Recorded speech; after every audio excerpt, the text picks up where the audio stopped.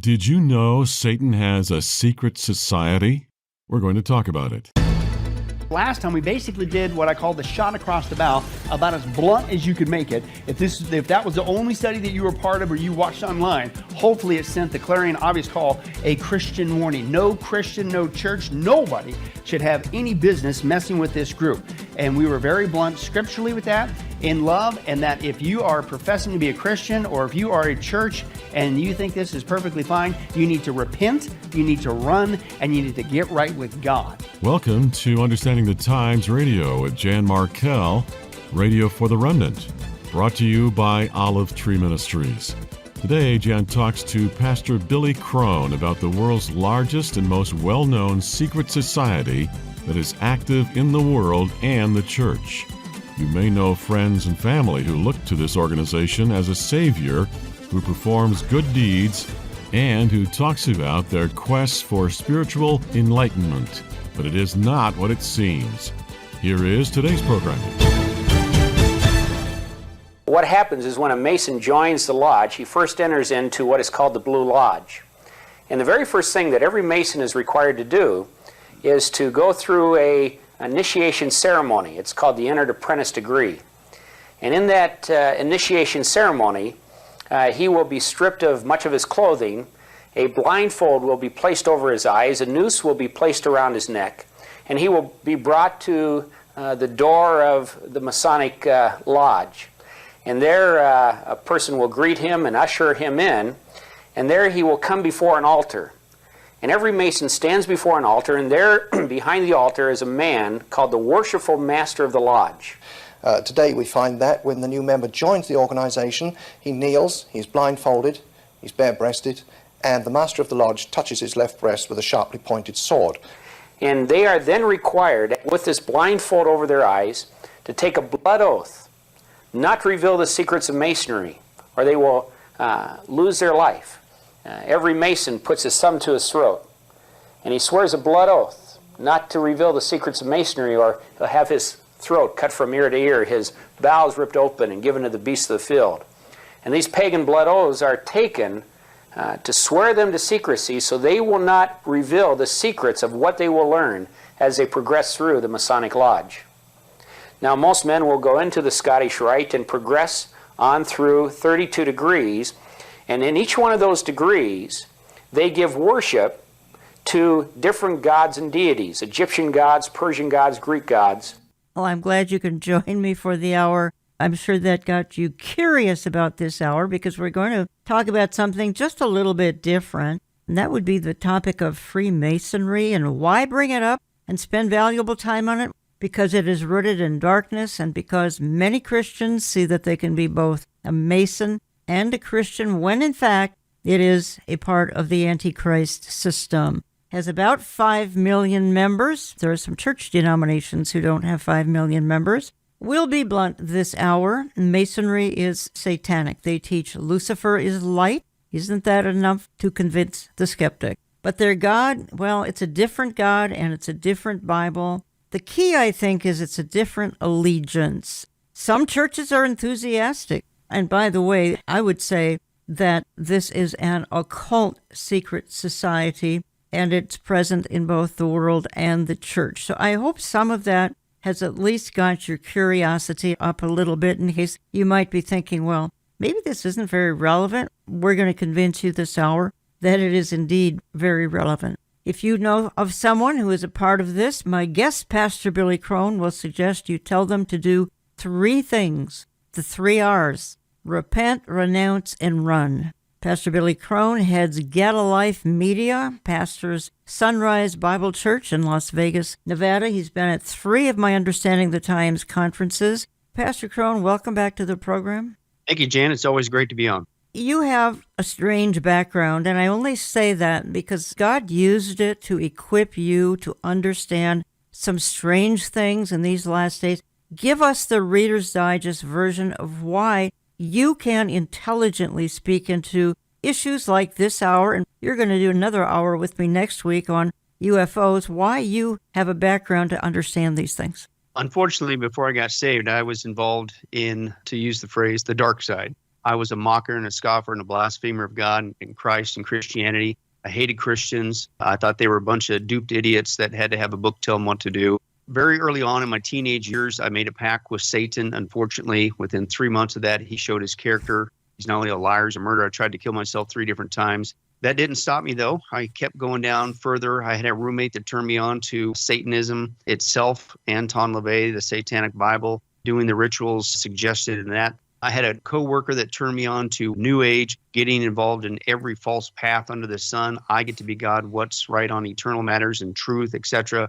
Also in that, I was encouraged to not only get yourself into an altered state of consciousness so that you can connect and be possessed by these spirits, which is demonic possessions. I'm not here to glamorize those days. I would never wish that on anyone. But I've been there, Jan. I saw the apparitions with my own eyes. I have flirted, danced with demonic teachings, demons themselves. It's not a game. Satan and demons are real, and they're doing everything they can to lead people astray from Jesus Christ. They almost had me, but by God's grace and mercy, he used that demonic terror to lead me to him in 1993. But their modus of operandi is come up with as many different false paths other than the one and only path, Jesus Christ, to have people join them in the lake of fire. But this is a society that, oh, come on now. They do a lot of good things. I mean, look at the Shriners, look at Children's Hospital. They're all about good works. Well, I almost stumbled on the words, they're good works, because that's in there for a reason, but talk to us about it. And that's the smokescreen. And let me just give you an analogy, because it's the exact same modus of operandi again. Do you know anybody else that really is zealous for works that rhymes with, let's say, Mormonism? Well, there are right? some Protestant denominations, for that matter, within Catholicism as well, that stress this very heavily. Exactly. But see, I'm not against good works. As Christians, we need to be Christ-like. We need to reach out to other people. But in the cults, this is not why they are doing that. We do it out of love for Jesus Christ, and we want to share his love with people, ultimately so that they can be saved like us by his grace and mercy, not of works, lest anyone should boast. In these works-based false gospel systems, like Mormonism, like Jehovah's Witnesses, and believe it or not, like Freemasonry, the reason why they push these good deeds isn't because they're doing it because they're so altruistic. It's a part of their false works-based gospel system that tells them they have to do these deeds, Jan, if they're going to make it to, in Freemasonry's case, this is what they call it, the Grand Lodge in the sky. Mm-hmm. You have a 10-part teaching on Freemasonry, only available as we speak at getalifemedia.com. But so that my audience can better understand this hour, I want to play a short clip of a portion from one of your teachings just to get a better overview. Again, it's just that. It's about a 4-minute overview. And then we can come back, and I hope my audience will better understand the balance of the hour. Welcome to the world of Freemasonry. Freemasons laid the cornerstone of America, well, at least some of its most iconic structures. So what is Freemasonry? Simply put, it's the world's oldest and largest fraternity. If you want to be a Mason, you can petition a local lodge for membership. You'll need to demonstrate good character and belief in some sort of supreme being. Oh, and in almost all lodges, it's men only. Next, you're up for a vote, explains former New York State Grand Master James Sullivan. The lodge votes to accept you, and then you have the 3 degrees that you go through. Once you earn the 3rd degree, and yes, that's where the phrase comes from, you can join any number of Masonic offshoots. Take Brent Morris. He's a 33rd degree Mason and a historian at the House of the Temple for the Supreme Council of the Scottish Rite of the Southern Jurisdiction.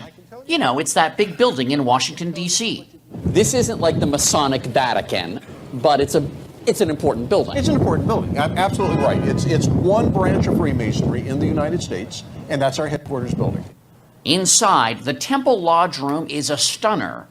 And downstairs, there's this. This is the flag that Buzz Aldrin took to the moon with him. This flag, Supreme Council 33 Southern Jurisdiction, went to the moon. Wow. Now, if tiny hats and small cars are your thing, then there are the party animals of Freemasonry, the Shriners. You may know them better for their 22 children's hospitals, where patients don't have to pay a cent. The Masons are philanthropic. And then there are members like those in Colonial Lodge number 1821 of Washington, D.C. Most of them are in their 20s, and some attracted to Freemasonry by Dan Brown novels and movies like National Treasure. And they formed a new brotherhood called the Freemasons in honor of the builders of the great temple. Who here was sort of drawn by the mystery? I mean, I'll confess part of it. I I think it's all. Yeah. I think it's a combination of Yeah. history, tradition, and mystery as well. You know, there's ritual, but you don't know what it is. Exactly. Yeah. And that. How can you not be? That's alluring. Yeah. I mean, that's the reason people join Freemasonry and not the Rotarians. So what about those secrets? What would happen if I found out the secret handshake and I weren't a Mason? You wouldn't have to kill me? The secrets of a Mason represent my integrity as a man. I took a promise that I would not tell you what the secrets of a Mason are. Also a big secret, the meetings. No non-Masons or cameras are allowed, but St. John's Lodge number 1 of New York City agreed to give us a glimpse of one. For meetings, Masons dress up in their Sunday best and, just like the original stonecutters, wear aprons. At the center of any lodge room is an altar. And all the activities of the lodge take place about the altar.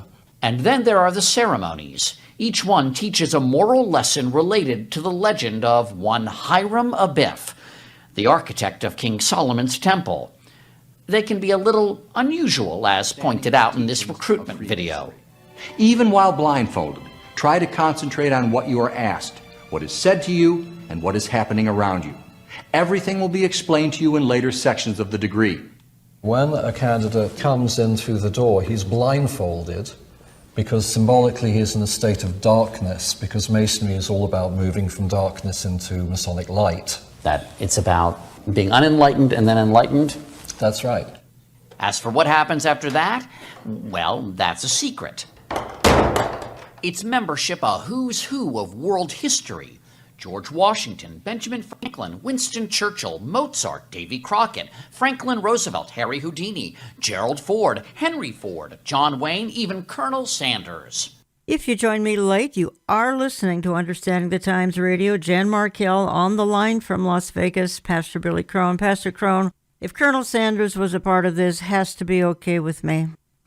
Boy, isn't that ironic? Yeah. As you know, my dislike of chicken, go figure, he pops up on the list. Yeah, he does. There was one line in there I want to ask you about. I knew a lot of what they were talking about only because I researched it here for our programming. But that is the young people, a group of college kids, said, well, we were drawn to this by the Dan Brown novels. Can you explain that? That's the, oh no, there's a secret that the Catholics are hiding from us, the real account of what's going on with Christianity or the Catholic Church, the Vatican. And basically, if anybody's ever done any research on that, there's no historical evidence of the case that he lays, but it's enough suspicion to say that they got it wrong, these guys got it right. So it encourages people, again, to go down a false path. But I would add a couple other things that is encouraging young people to go along that route. And Jan, that is Hollywood and Disney. This is coming from the Freemasons in the research I did. Probably one of the more recent huge upticks that Freemasons got, specifically in younger communities, was after the release of the movie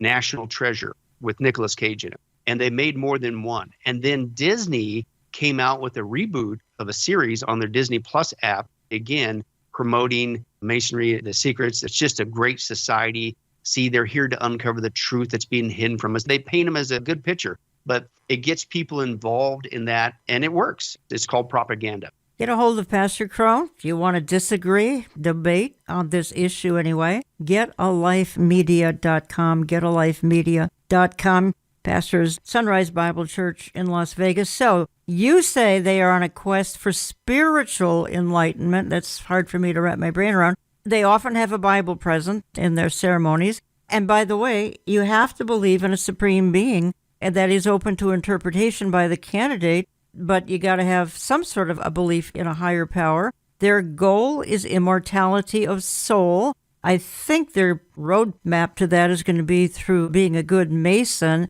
But so far, what I've described sounds like, First Christian Church down the street. Exactly. But the problem is you got to get behind the vernacular. Yeah. Again, to go back to the other analogy of other false paths, false works-based gospels, you ask a Mormon, do you believe in Jesus? They'll say, absolutely. But you got to go behind the scenes and go like, okay, well, who's your Jesus? Oh, he's the spirit brother of Lucifer. Okay, you got the wrong Jesus. You ask the Jehovah's Witness, do you believe in Jesus? Oh, yeah. Okay, well, who's your Jesus? Oh, he's the Archangel Michael. And it's the same thing with Freemasonry. Jan, they will say that, oh, hey, I went there and it's got to be Christian because there was a Bible on that altar that I did my bloody oath. Okay, well, stop right there. We need to talk about the bloody oath, Jan. How you can get beyond that and profess to be a Christian is beyond me. Okay, they got a Bible there, but keep reading. That doesn't mean that makes it Christian. How many people do you know that have a Bible in their house? Does that just automatically make you a Christian? No. Plus, if you keep researching, they are one of the biggest proponents of pushing for a one world religion and the denial of the exclusiveness of Jesus Christ being the only way, John 14:6, that he is the way, the truth, the life. Nobody comes to the Father but by him. So it's up to the person what that God is. You want to put a Bible there if you believe in a God, which again doesn't save you. James 2, even the demons believe in God and they shudder. Or admittedly, you could put the Quran on the altar if that's your belief in your particular, quote, God. But Pastor Crone, do you think they know they're helping to build the Antichrist system? The further you get into it, if you're honest with yourself, you're going to have a inclination to run because you know something's wrong, or you really believe what they promote, that they are a secret society that through their teachings, their methodologies, and their good works that they stress, it's the ultimate spiritual self-improvement program. You don't need Jesus. In fact, they actually believe that Jesus, how he got his powers, was he was able to tap into the secret teachings of Freemasonry. I don't think it was around that early. In my research, more like 1400s. And that's even stretching it, Jan. You're spot on. It's a lie.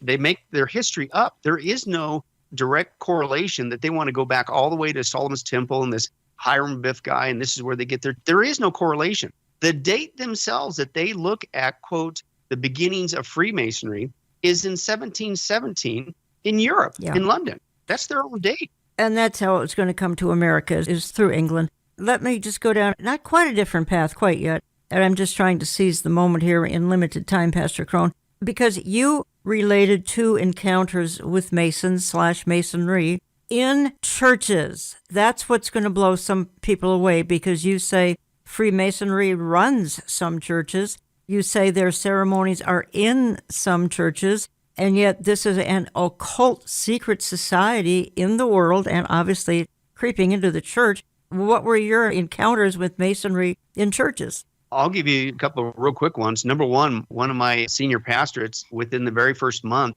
of my being there, I just preached a message on the uniqueness of Christ and the cross and Christianity as opposed to different religions in the world to show the uniqueness of Christianity. I didn't go into any crazy deep stuff, but just a polemic study. Here's what the Bible teaches. Here's the message of the cross. Here's who Jesus is. Well, here's what Buddhism says, and here's what Islam teaches. I just went down the list. Jan, I didn't make it into the afternoon. I had one of the, quote, pillars of that church wife called me and said that her husband was irate with me, and can you come out and talk to him? I said, okay, fine. And he had a problem with, he said, you shouldn't be preaching on stuff like that, talking about other religions. So, of course, I'm a Christian. He's supposed to be a Christian. And I'm arguing him from the scriptural point. Jesus says, John 14:6, he's the only way to heaven. How am I being a loving Christian if I don't point out these other false paths that aren't just leading people not to heaven? What's the consequence? It's called hell. How can I be a loving person if I don't warn people that these paths are false paths? And of course, he has no answer because he's not operating from the scripture. We hemmed and hawed, went back around, and I just kept going back with scripture. He couldn't prove his point, obviously, because it was wrong. That was my first introduction to Freemasonry in the church. And Jan, the war was on for the next 4 years at that place. Sure. And again, I didn't catch it at that time. I just got there. I've been on there for a month. But then I began to find out that these, quote, pillars in this particular church, and dare I say in the other churches in the town, they were Freemasons. Okay. And then when you understand Freemasonry, they push not only for a coming one world government, and we need to follow a one world leader, a Luciferian leader who's going to bring in utopia to the planet, but they're one of the biggest proponents, again, of a one world religion. Yeah. Not just New Age, not just the Vatican, not just the Pope, but Freemasonry has the same belief system. That's why he reacted the way he did, is because in their belief system, you can't say that only one way is one way. And this is in the church, Jan. All right, so what we're saying then is witchcraft is in the church, because that's what you're talking about is witchcraft. Look, it's in very few churches, but it's in enough that you have had the personal experience. And my understanding is they're also going to teach that what they represent will help you learn to be a better you. Well, that to me sounds like the prosperity crowd. So they have something in common there as well. Talking to Pastor Billy Crone, getalifemedia.com, you made an excellent point, and you did it with a short video, which I'm going to play. It's less than 3 minutes. And here you've got a former Freemason on one side explaining Freemasonry and a former witch on the other side explaining witchcraft. And the parallels are stunning and I think almost terrifying for anybody who's listening who may be a part of this Masonry movement. Some of the parallels between Freemasonry and witchcraft show such a similarity that it cannot possibly be coincidental. Similarities in ritual, wording, and symbolism are so close in several instances that it clearly suggests a common origin. To examine this possibility, I spoke with a number of former Masons and compared their Blue Lodge initiations with the experiences of former occultists. In the initiation in Freemasonry, we had to be recommended by another Mason. Well, in order to join witchcraft, you have to be first screened. You have to be recommended by somebody currently in witchcraft. Well, when I was initiated, I was blindfolded and bound by a rope, and on your bare chest was thrust the point of a spear. In witchcraft, we were initiated through a very involved ritual, initiation ceremony, wherein the candidate was led blindfolded, bound by a rope to the edge of the magic circle. And the rope is around your neck and you're led forward. And up front, in the eastern end of the building, is a person who's a worshipful master. And you kneel down before him as if he were a god. You were met by the high priest or high priestess at that time, usually with a sword to your chest. When I went to enter the lodge, a sharp object was put to my left breast. And I was warned that should I reveal any of the secrets of Freemasonry, to know what to expect. When you're presented before the high priest, a sword is held against your chest, and you actually take a blood oath, promising to remain faithful to the secrets of witchcraft. Well, when you are in the room, this blindfold is taken away from you, and this is a time when they say that you're coming from darkness into light. During the initiation ceremony, the initiate is led by the lieutenant of the high priest and is challenged at the edge of the circle by someone saying, "Who goes there?" And the answer is, "One from the world of darkness." In Masonry, the prayers are ended with "So mote it be." Oh, and one of the other aspects of, or distinctives of the craft was that we would always end any spell or ritual where we released the power, this is where the power was released, with the word "So mote it be." I was intrigued to discover that witchcraft and Freemasonry had so much in common. Freemasonry goes so far as to actually call Lucifer God. In the words of Sovereign Pontiff of Universal Freemasonry, Albert Pike, yes, Lucifer is God, and unfortunately, Adonai, the Hebrew God of the Bible, is also God. And the true and pure philosophical religion is the belief in Lucifer, the equal of Adonai. But Lucifer, God of light and God of good, is struggling for humanity against Adonai, the God of darkness and evil.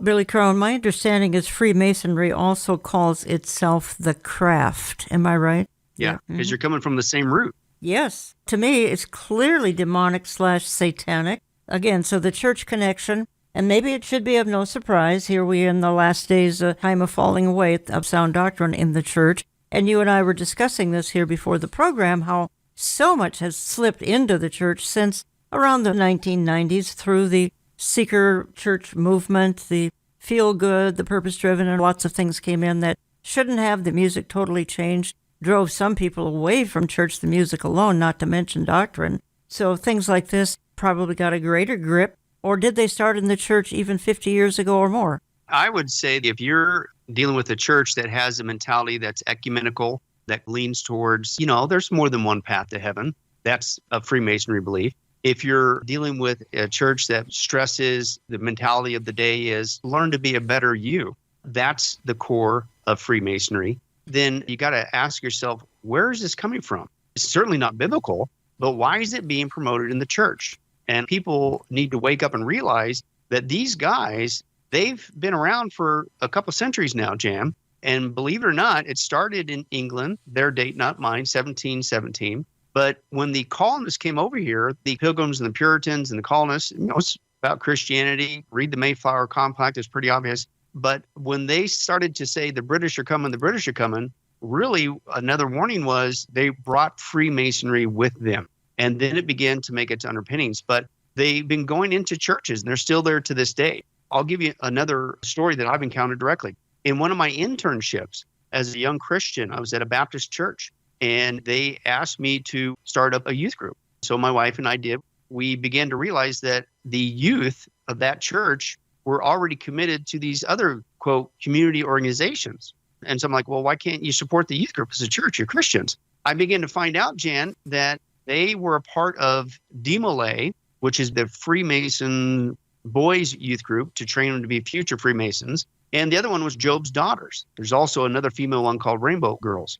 And I'm going like, wait a second, as I began to do my research, that's Freemasonry stuff. And so they finally at least came to the Christian youth group that we started, but they refused to give up DeMolay or Job's Daughters. And then even after I'm saying, guys, that's Freemasonry, it's not even Christianity. And then I started getting flack from the parents. And I'll say this, Jim, we had an unfortunate thing that happened. One of the youth members was on a trip and unfortunately had drowned.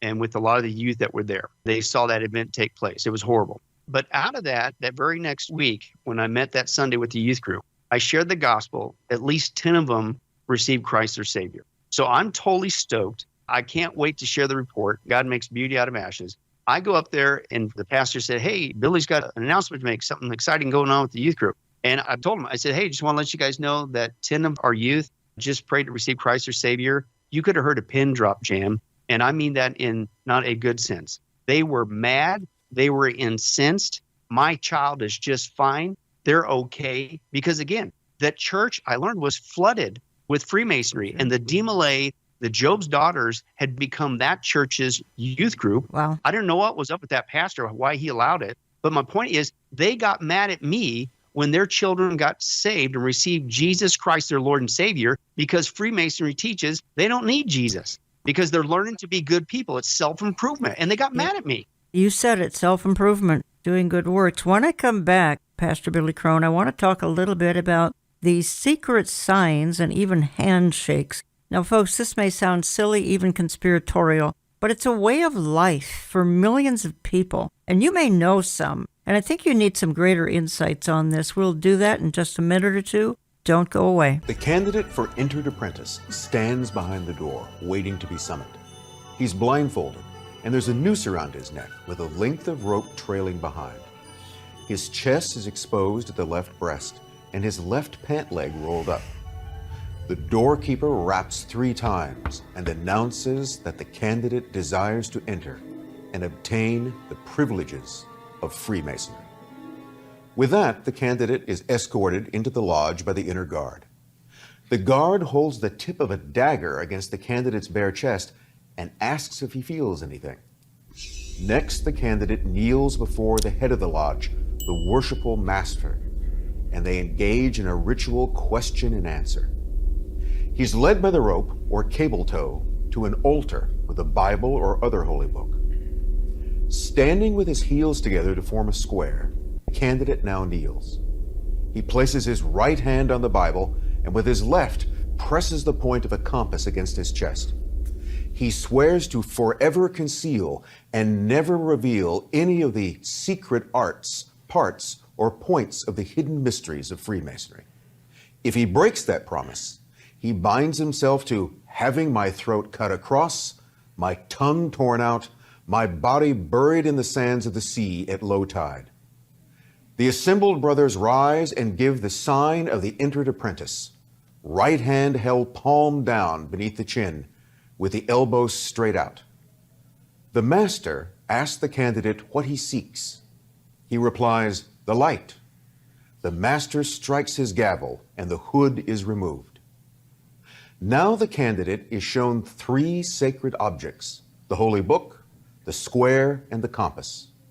The master reminds him that he faces terrible retribution should he ever betray the organization's secrets. Next comes instruction in the secret hand sign or grip and the secret word, Boaz. The candidate receives his Masonic badge and the symbolic tools, a gavel and a ruler. The candidate leaves to change clothes and returns to receive the final charges. He's again warned he must never reveal any secrets of the Brotherhood. Secrecy, if you haven't noticed, is a big deal. The new brother has entered the first grade of Freemasonry. Above it are 2 more, fellow craft and master mason. Each has its ritual, oath of secrecy, and prescribed horrible punishments. Welcome back. You're listening to Understanding the Times Radio. Jan Markell here. By the way, our spring print magazine is just out. If you would like a copy, you can call my office. You can sign up for it on the website, olivetreeviews.org, olivetreeviews.org. Sign up for the e-newsletter. That's more like once or twice a month. Print is quarterly. And we do have an Understanding the Times coming up Thursday, April the 11th, just outside of Minneapolis, with Alex Newman, and that would be at Revived Church in Brooklyn Park, Minnesota. Co-hosts, yours truly, as well as Pastor Mark Henry. No cost, no registration. Live stream at no cost at markhenryministries.com, markhenryministries.com. We are in the 3rd year of these one-night Understanding the Times events.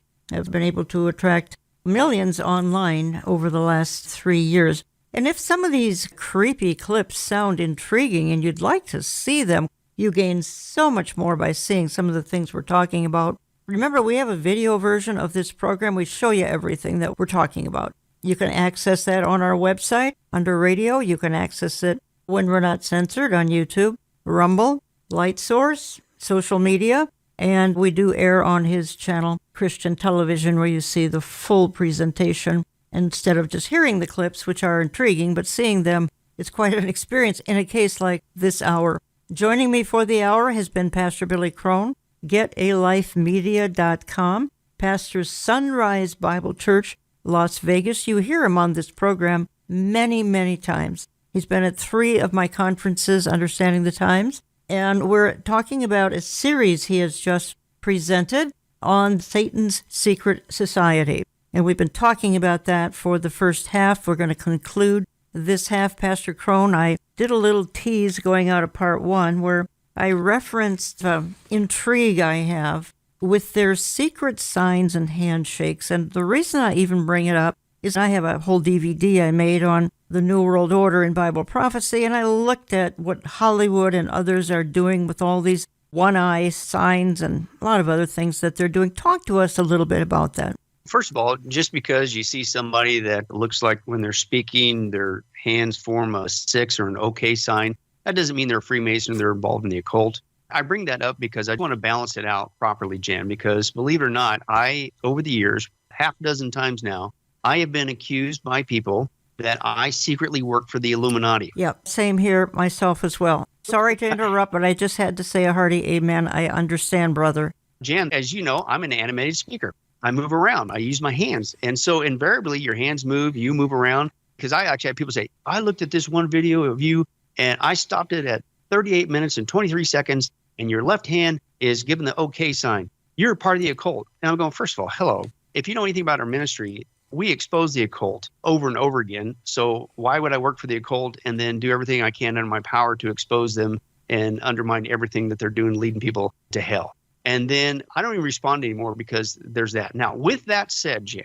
sometimes these are just natural things and people are just, well, I'll just use a little humor. One guy did respond. I says, listen, if that's really going to be your evidence for judging me and saying I'm a part of the occult because you had the time, which I wish I had, to go through my videos and frame by frame wait until something came up that you thought was occult in my hand gestures. At that rate, I bet you if you watch some other videos, I'm going to be giving secret hand signs to the Crips in LA or something. I mean, it's a joke. But with that said, you can't throw the baby out with the bathwater because there are And this is what makes it so hard to talk about this topic. You got people that go in there and everybody's a Freemason or occultist because they stopped the video at that. And no, now you're over the edge. But don't go the other extreme and act like this stuff doesn't go on. This is carbon copy of occult societies and the occult itself, even with witchcraft, even with Satanism. They have their symbolism and things that they do because it codifies their belief system. Symbols are huge, including with Freemasonry, because it's basically an occult secret society. In fact, I'll read this to you, Jen. This is direct from Freemasonry, and I quote, "Secret handshakes and secret grips are a token of Freemasonry. Quote, it's the way members recognize each other in silence." So by definition, they're a what? Secret society. That means people aren't supposed to know what they're really doing behind the scenes. Well, they're out in public. How are you going to know if you got a, quote, brother Mason in the room or wherever you're at? Well, that's where you do the secret handshakes, the secret societies, and that becomes your test. The secret handshakes and the secret stances and gestures are also built into Freemasonry because the teachings and belief and the, quote, brotherhood of Freemasonry supersedes everything in life, including, dare I say, the courts of law, including the Supreme Court, including the Constitution Bill of Rights. And they are bound that if they see another, quote, brother given the sign of distress, and there's a couple different signs that they'll give, even in a courtroom, that judge, if he is a Freemason, he is bound by the bloody oath. He has to do everything he can to get that guy off. And we show examples of this happening. And you wonder why people higher ups, and you're going like, oh, this guy's going to jail. Oh, he's getting the death penalty. There's no way he's getting, and they're like, how'd that guy get off? And it makes you kind of wonder, Jim. We demonstrate that, again, Freemasonry, you think what Klaus and the gang has been doing since 1971, 50 years, putting plants in every government around the world was bad enough? Freemasonry's had a longer head start. They've been doing this for a couple centuries. And they have infiltrated virtually every major government around the world, including our own. Many of our own presidents were 33-degree Masons, and many of our Supreme Court were Freemasons. And then you were thinking, like, how in the world back in the day could our Supreme Court rule against prayer and reading the Bible in school? So one of the prominent symbols or gestures is this all-seeing eye, this cover up one eye. You pick up almost any Hollywood entertainment magazine or periodical, online or hard copy, Billy Crone, and somebody's got one eye covered up intentionally, which apparently then is simply a signal to everybody that, hey, I'm one of these folks. I'm a member, I'm a part of a secret society, and as you said, average Joe doesn't know, so we look at these folks looking kind of funny, but they're sending signals to each other. Signals to each other and letting those who are in the know who's really running these organizations. Sure. And I will say this too. Okay, so now everybody that covers one eye, and the reason why they do that is because that's the secret sign, the one eye to represent the all-seeing eye, which is representing their version of God, which is not the biblical God, the great architect of the universe who is supposed to be watching them, overshadowing them. But it doesn't necessarily mean that they're an outright Freemason. It could be, but a lot of the occult and a lot of people who are involved in the Egyptian mystery religions, they do the same thing because that's where Freemasonry gets a lot of their symbolism and teachings from. They're one of the biggest proponents of the one world religion movement, not just the Vatican and the ecumenical movement and New Age, but Freemasonry is too. And what they've done is they've built their belief system on a multitude of different, quote, religious sources, including the mystery religions of Egypt. So here comes your all-seeing eye, etc. That's where it comes from. But then they also will draw from Hindu Vedas. Believe it or not, Jan, they'll also draw a lot of their beliefs from the Quran, from the Muslim community. In fact, now you're going back to the Shriners. If you do the research on this, the Shriners used to be called the Ancient Arabic Order of the Nobles of the Mystic Shrine. After 9/11, when it wasn't popular to be a Muslim at that point, they changed their name to Shriners International. The Shriner Freemasonry, their God is Allah, and that's who they're pledging their oath of allegiance to. The whole Shriners, that's a smokescreen, man. And not only that, what's with the hats that they wear? The hats that they wear are called fez, which is coming from Fez, Morocco. And they're red because, as the account goes, they were dipped in the blood of Christians that were murdered in the name of Allah. And this is why they also will have the Arabic symbols and the Arabic sword on the front with an Arabic name. And so even a branch of Freemasonry, very popular, Shriners, their God has nothing to do with Christianity. And this is the stuff that, Jan, people need to realize. Right. They have done a brilliant smokescreen getting people to think it's just a do-gooders club. And they do great things for the community, and they'll help you out. Hey, listen, that's what cults do. That's how people get sucked in to other ones. And Freemasons do the same thing. If you just joined me, you are listening to Understanding the Times Radio. Jan Markell here. This topic this hour is just a little different, and I think we could label it Satan's Secret Society. Pastor Billy Crone, he's got a 10-part teaching at getalifemedia.com on Freemasonry. And if there are some Masons listening, I know you're at this point really steamed because you don't agree with anything that we're presenting. Sadly, as fact this hour, again, invite you to dialogue with Pastor Crone at that web address, because we just call it Satan's Secret Society, to be honest. Billy Crone, because time's getting away, I want to look at the history, and we'll do it from the 35,000 level view and do it in literally minutes. But again, you've pointed out in your production, and you've mentioned it on air here, that it goes back roughly to 1500s, probably early 1700s. It's a little more serious. And then 1723 is a very important date. Came to America through Great Britain. The British brought it with them, and then exploded after the Civil War in America. And you gave an intriguing Civil War scenario, and you even said in your presentation that the enemy of the North and South would set all their differences aside if, in fact, they recognized each other as a Mason. So again, the bonds go deep here, which is intriguing. Sometimes I wonder if the bond between Christians goes as deep as what I'm reading and learning about Masonry. Part of that strong bond, Jen, is because of the bloody oath that they take. And the bloody oath that they take, like the first degree, quote, having my throat cut across, my tongue torn out, my body buried in the sands of the sea at low water mark where the tide ebbs and flows twice in 24 hours. And then you got a second degree, having my left breast torn open, my heart and vitals taken thence, with my body given as prey to the vultures of the air. And again, the third degree, you're taking another one, having your body severed in twain, your bowels taken and bodies burned down. They do this because it's not just an allegiance to the organization above any organization on the planet, including courts of law, but also they are bound to the brotherhood, that mean other Freemasons. And it is their bloody oath duty to not just support Freemasonry, but any Freemason in whatever endeavor, certainly in a time of need. It doesn't matter if there's a war going on, and it doesn't matter if this Freemason's on this side and this Freemason on that side. They give the secret sign of distress, the secret handshake. They are instantly bound because Freemasonry, in their belief, supersedes all organizations. You bring out the interesting fact that obviously this was only for men until, roughly 100 years ago, probably about 1908, 1910, came in women suddenly, couldn't be a part of this kookiness. Order of Eastern Star, Rainbow Girls, Job's Daughters,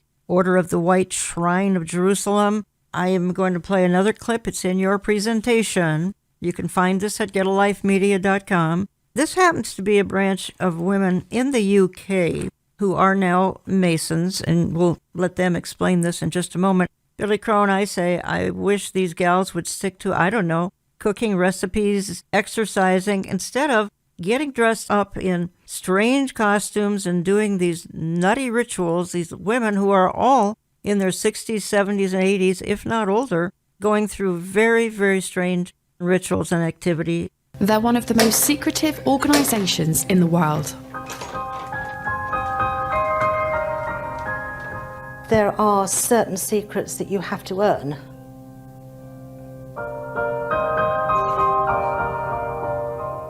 Famous for unexplained rituals. Where were you first prepared to be a Freemason? In my heart. Describe the mode of your preparation. My right arms, left breast, and knee made bare. And they face regular accusations of corruption. All the men in my family are Freemasons. I'm the only girl to go into Masonry. If a man can do it, so can I. For the first time, we've been given access inside this highly secretive society to find out the truth behind the intrigue. The Freemasons are a secretive society that practice rituals in a temple and promote brotherly love. Although they have always been associated with men, we've gained access to the two female Freemason groups in the UK, the Order of Women Freemasons and the Honourable Fraternity of Ancient Freemasons. This looks like any other leafy street in central London, but this is the international headquarters of one of the most secretive and mysterious organisations in the world, and for the first time, they're exclusively opening the doors to us.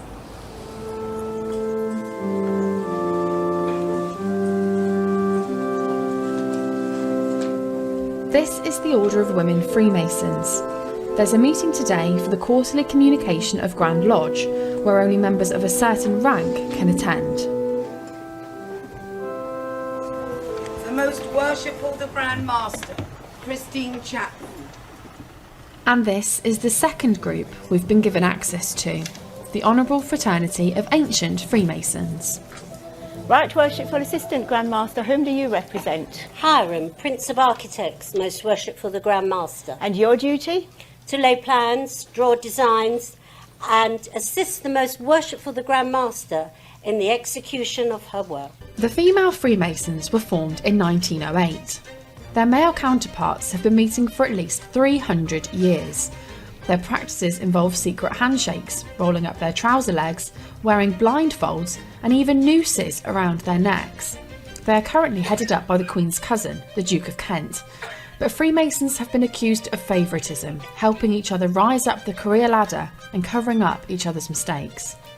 Pastor Billy Crone, help us understand what folks have just heard and if they've watched the video, what they've just seen. What you're seeing is the Freemasons, they didn't used to do it for a long time, but they've now allowed women to join the fraternity, kind of their own version as well. And it's even gone beyond that. Again, as we've already talked about, they're also reaching out to the youth, and they're preparing them to be adult Freemasons. And that's, again, with DMLA for the boys, Job's Daughters, Rainbow Girls for the girls. But the women are part of it. And Jan, again, the underpinning belief system of Freemasonry is not just dark and satanic, it's spiritual self-improvement. And when a person doesn't feel like they need Jesus Christ, but they want to show self-righteousness, really is what it is, and that they show that they're not that bad of a person, i.e. they're a good person, they should have the ability to, quote, make it to heaven. Again, they call it the Grand Lodge in the sky. Then this foots the bill. And dare I say, you see this mindset all over the place. You got people today, Jan, they may not be a part of Freemasonry, male or female,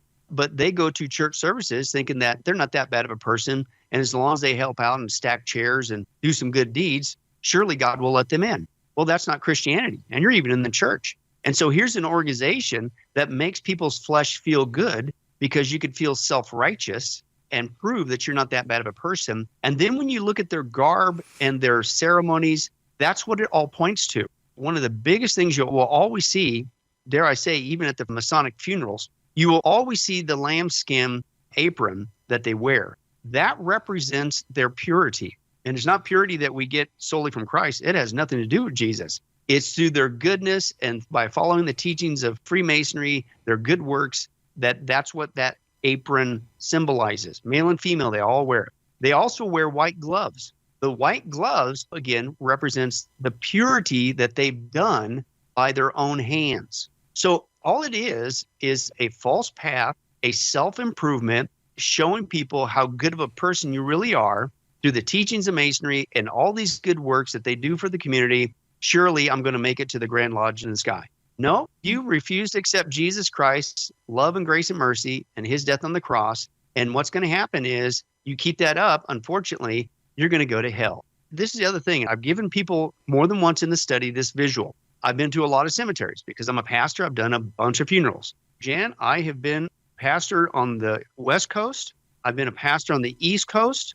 I've been in between the United States all over, and now I'm in Las Vegas. And I can tell you, no matter where I've gone in the United States, every single graveyard I've ever been to, it is plastered with Masonic headstones. Yes. The men will have the square and the compass. The ladies will have the Eastern Star, which is another one of their organizations, which, by the way, is flat out a pentagram.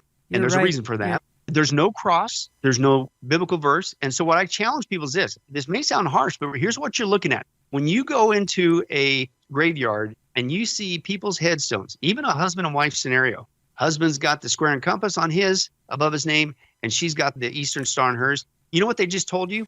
I'm in hell. Because they followed the teachings of Freemasonry. They rejected Jesus Christ. That's the harsh reality that we're dealing with here, Jan. This is not just a difference of opinions. It's a long string of false paths that Satan has launched in the last days to lead people away from Jesus Christ so they can join him, Satan, in the lake of fire.